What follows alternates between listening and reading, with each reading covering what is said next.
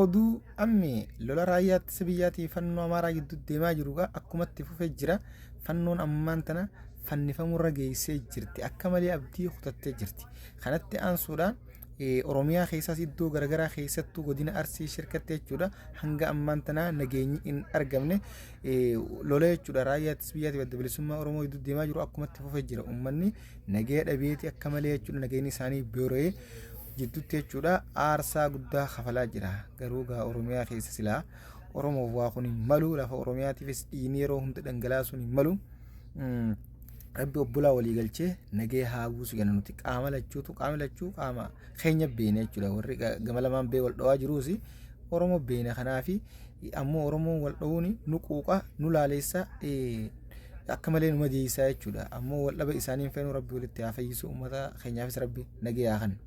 Kanatti aansuudhaan Dooktar Abiyyiin ayyaana Faasikaa sababeeffachuudhaan akkasuma uummata ayyaana Faasikaa godhaa jiru irratti hirmaatee waliin haasaa achi taasiseeti jira. Haala biyyattiin itti jirtuu fi akkasuma ayyaana Faasikaa kan jechuudha. Uummanni kiristaanaa Yesuus Kiristoos nuuchi fannifamee ka'ee jaan jechuudha.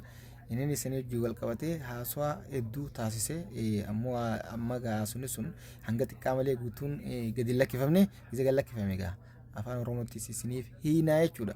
Kanatti aansuudhaan mootummaan Somaalilaandii haareen jechuudha kan bakka Muusee bu'ee guyyaa irraan tanaa erga aangoo qabatee haasawaa dheeraa taasiseen Itiyoo fi nuti jechuudha dippiloomaasiin teenya cimteeti hariiroo teenya cimsachaatuma itti aana waliin jechuudha hojjannaa jechuudhaan haasawaa dheeraa taasisee waa'ee ulaa galaanaa irrattis jechuudha gaafiin takka tan jechuudha hawaasa haasaa jira waltajjii irratti kakaateen ni jirti.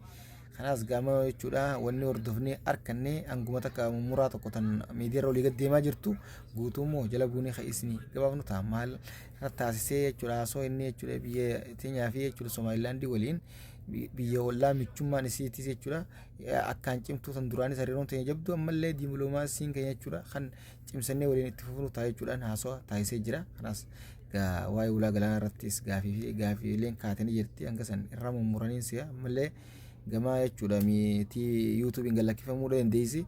Kanaas jala buunee ka'isni gabaafnu ta'a. Oduun biyya keessaaf qabannee kana fakkaata. Har'a oduuleen jechuudha gaggabaabseetumaan isin hima gara oduu biyya alatti isin dabarsina.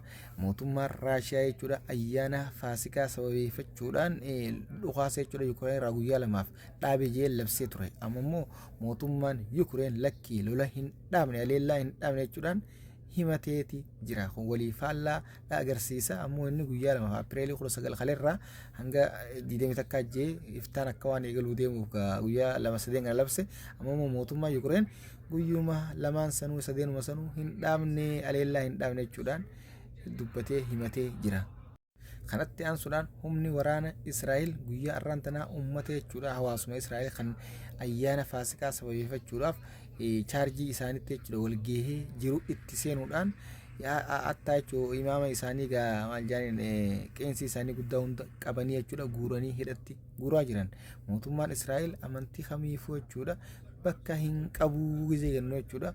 Oromoo teenya tanaaf hin galtu. Oromoo teenya keessatti warra amantii ortodoksii jechuudha keessattuu wannaa kana kiristaanaa kanaaf hin galtu jechuudha. Gurbaa kana ammaarra viidiyoon isaan jechuudha hawaasummaan Israa'el waraabee galakkisaa jiru kun isiniif ragaa ta'uu danda'a. Mootummaan Israa'el kanama biyya bulchaa jiru kuni ertee miti inni duguugga ilma namaa ertee miti farra dhala ilma namaati.